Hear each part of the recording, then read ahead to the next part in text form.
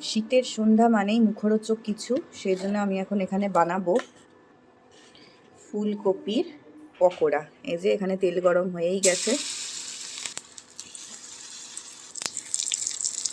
বসে গেছে পকোড়া ভাজা হচ্ছে। এইদিকে হচ্ছে এলাচ আর তেজপাতা দিয়ে গরম গরম চা। তোমরা হয়তো এই কটা পকোড়া দেখে ভাবছো যে এতগুলো লোকে এই কটা পকোড়া কি করে খাবে।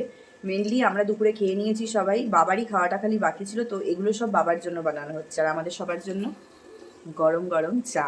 একটা ভোট হয়ে যাক, বাঁধাকপির পকোড়া নাকি ফুলকপির পকোড়া, এই শীতের সন্ধ্যায় কোনটা তোমাদের সব থেকে বেশি পছন্দের? যদি আমার কথা বলি, আমি তো দুটোর একটাকেও ছাড়তে পারবো না, যেদিন যেটা মনে হবে সেদিনই সেটা বানিয়ে খেয়ে নেব। দেখো তোমার জন্য কি এনেছি।